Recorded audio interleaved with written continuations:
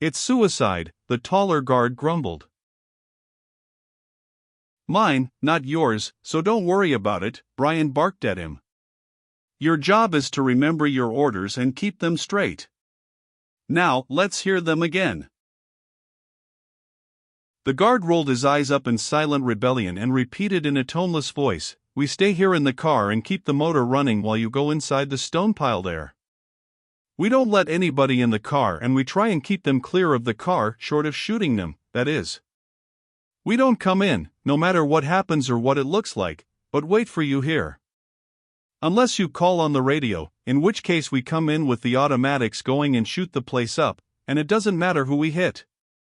This will be done only as a last resort." "See if you can't arrange that last resort thing," the other guard said, patting the heavy blue barrel of his weapon.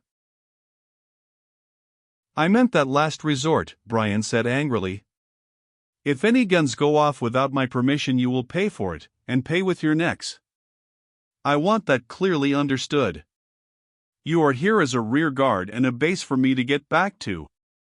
This is my operation and mine alone unless I call you in. Understood?" He waited until all three men had nodded in agreement, then checked the charge on his gun. It was fully loaded. It would be foolish to go in unarmed, but he had to. One gun wouldn't save him. He put it aside.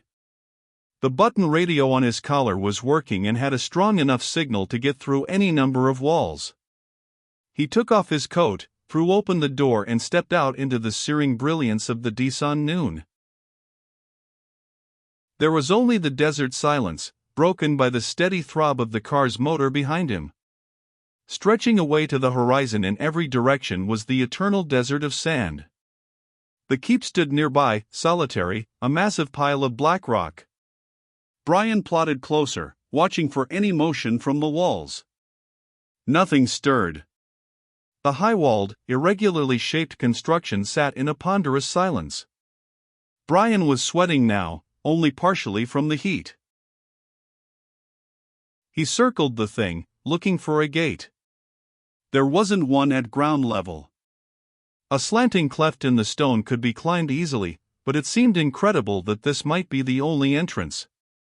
A complete circuit proved that it was. Brian looked unhappily at the slanting and broken ramp, then cupped his hands and shouted loudly, "I'm coming up. Your radio doesn't work anymore. I'm bringing the message from Nijord that you have been waiting to hear." This was a slight bending of the truth without fracturing it. There was no answer, just the hiss of wind-blown sand against the rock and the mutter of the car in the background. He started to climb.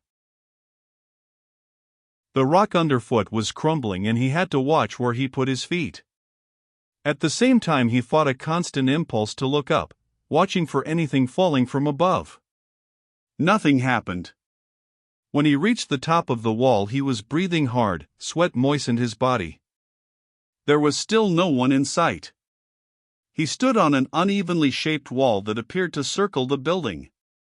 Instead of having a courtyard inside it, the wall was the outer face of the structure, the domed roof rising from it.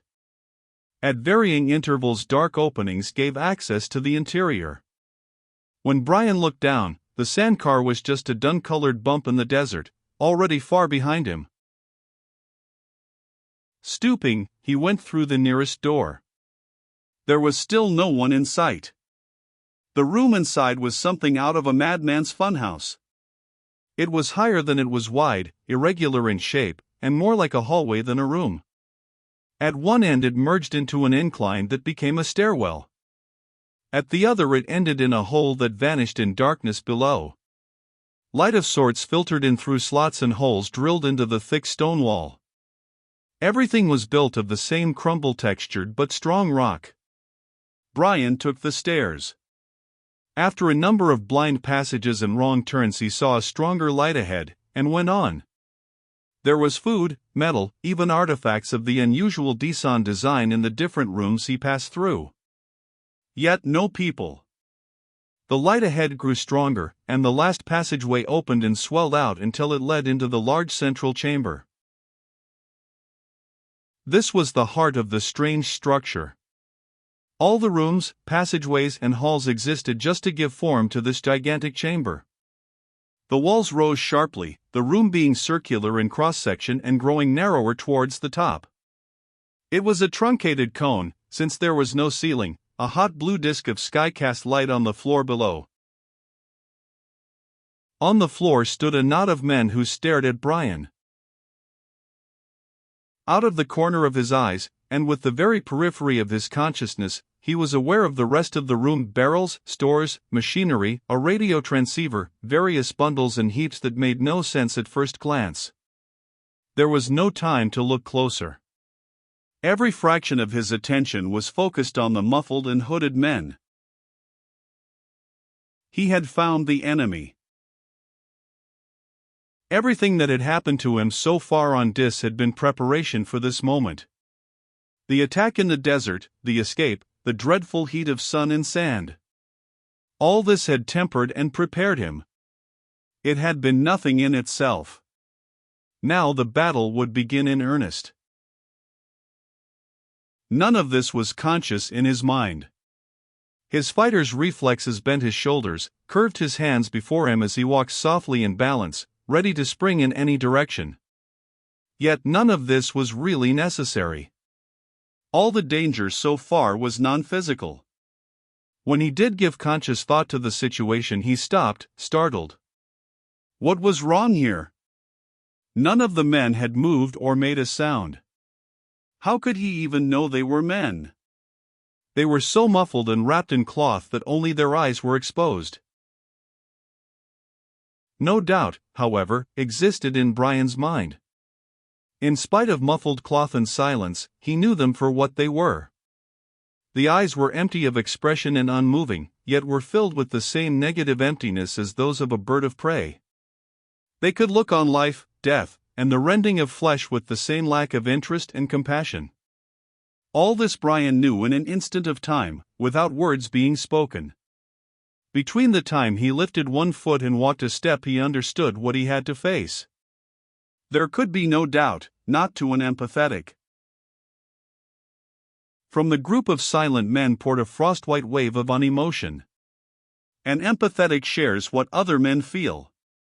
He gets his knowledge of their reaction by sensing lightly their emotions, the surges of interest, hate, love, fear, desire, the sweep of large and small sensations that accompany all thought and action. The empathetic is always aware of this constant and silent surge, whether he makes the effort to understand it or not. He is like a man glancing across the open pages of a table full of books. He can see that the type, words, paragraphs, thoughts are there, even without focusing his attention to understand any of it. Then how does the man feel when he glances at the open books and sees only blank pages?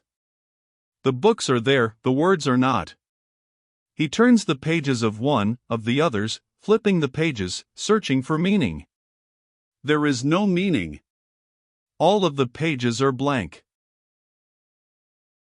This was the way in which the Magter were blank, without emotions.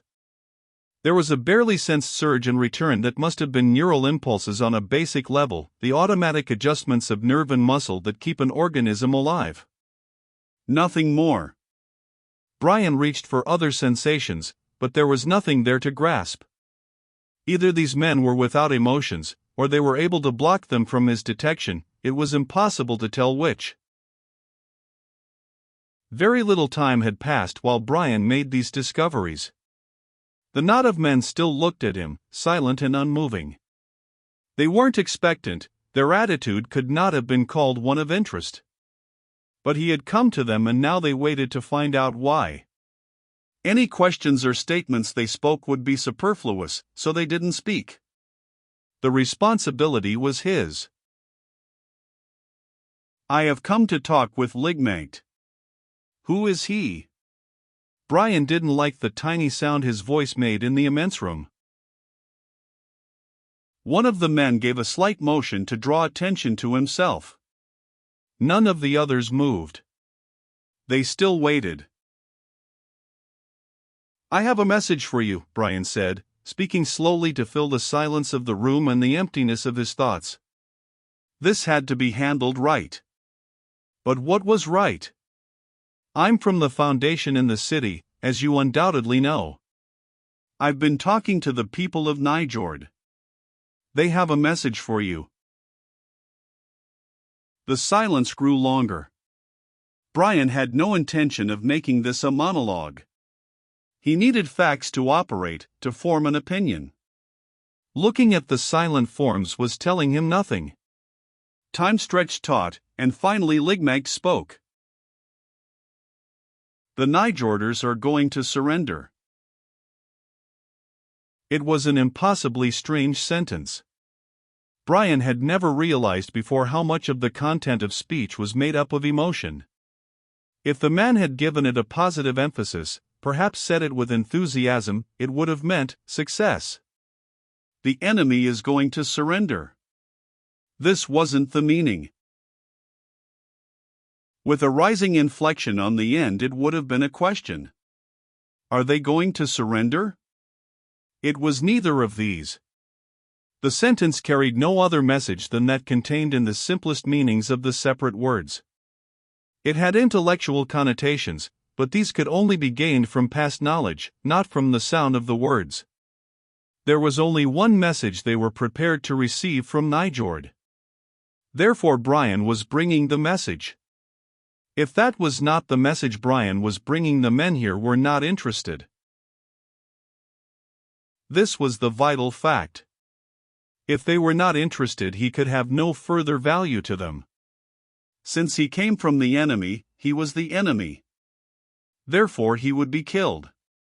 Because this was vital to his existence, Brian took the time to follow the thought through. It made logical sense, and logic was all he could depend on now. He could be talking to robots or alien creatures, for all the human response he was receiving. You can't win this war, all you can do is hurry your own deaths. He said this with as much conviction as he could, realizing at the same time that it was wasted effort. No flicker of response stirred in the men before him. The Nijorders know you have the cobalt bombs, and they have detected your jump space projector. They can't take any more chances. They have pushed the deadline closer by an entire day. There are 1.5 days left before the bombs fall and you are all destroyed. Do you realize what that means? Is that the message? Ligmag asked. Yes, Brian said. Two things saved his life then. He had guessed what would happen as soon as they had his message, though he hadn't been sure. But even the suspicion had put him on his guard. This, combined with the reflexes of a winner of the 20s, was barely enough to enable him to survive. From frozen mobility, Ligmag had catapulted into headlong attack. As he leaped forward, he drew a curved, double-edged blade from under his robes. It plunged unerringly through the spot where Brian's body had been an instant before. There had been no time to tense his muscles and jump, just the space of time to relax them and fall to one side. His reasoning mind joined the battle as he hit the floor. Ligmag plunged by him, turning and bringing the knife down at the same time. Brian's foot lashed out and caught the other man's leg, sending him sprawling. They were both on their feet at the same instant, facing each other.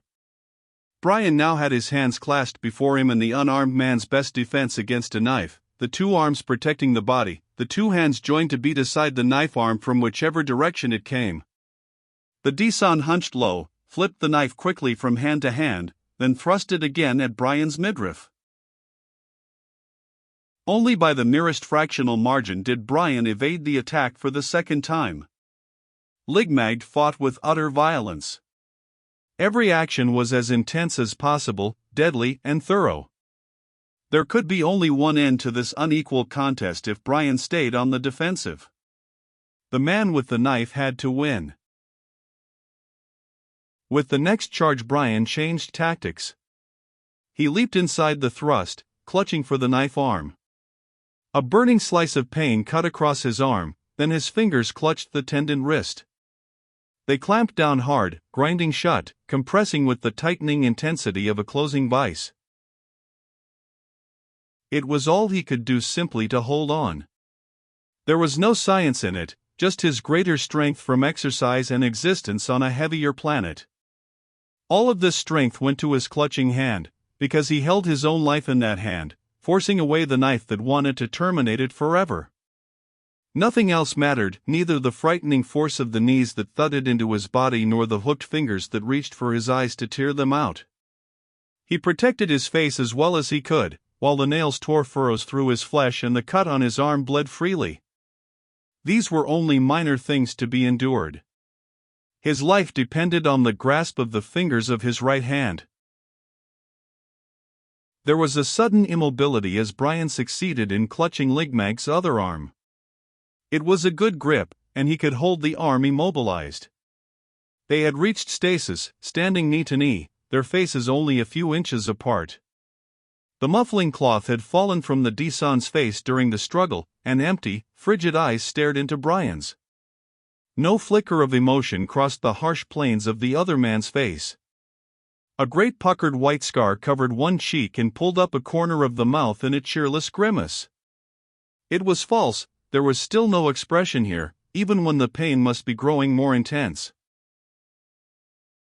Brian was winning if none of the watchers broke the impasse. His greater weight and strength counted now. The Dissan would have to drop the knife before his arm was dislocated at the shoulder. He didn't do it. With sudden horror, Brian realized that he wasn't going to drop it, no matter what happened. A dull, hideous snap jerked through the Dissan's body and the arm hung limp and dead. No expression crossed the man's face. The knife was still locked in the fingers of the paralyzed hand. With his other hand, Ligmag reached across and started to pry the blade loose, ready to continue the battle one-handed. Brian raised his foot and kicked the knife free, sending it spinning across the room. Ligmag made a fist of his good hand and crashed it into Brian's groin. He was still fighting, as if nothing had changed. Brian backed slowly away from the man. "Stop it," he said. "You can't win now. It's impossible." He called to the other men who were watching the unequal battle with expressionless immobility. No one answered him. With a terrible sinking sensation, Brian then realized what would happen and what he had to do. Ligmag was as heedless of his own life as he was of the life of his planet. He would press the attack no matter what damage was done to him. Brian had an insane vision of him breaking the man's other arm, fracturing both his legs, and the limbless broken creature still coming forward. Crawling, rolling, teeth bared, since they were the only remaining weapon. There was only one way to end it. Brian fainted and the Ligmag's arm moved clear of his body. The engulfing cloth was thin and through it Brian could see the outlines of the Dissan's abdomen and rib cage, the clear location of the great nerve ganglion. It was the death blow of Karate. Brian had never used it on a man. In practice he had broken heavy boards, splintering them instantly with the short, precise stroke. The stiffened hand moving forward in a sudden surge, all the weight and energy of his body concentrated in his joined fingertips. Plunging deep into the other's flesh. Killing, not by accident or in sudden anger. Killing because this was the only way the battle could possibly end. Like a ruined tower of flesh, the Dissan crumpled and fell. Dripping blood, exhausted, Brian stood over the body of Ligmag and stared at the dead man's allies. Death filled the room.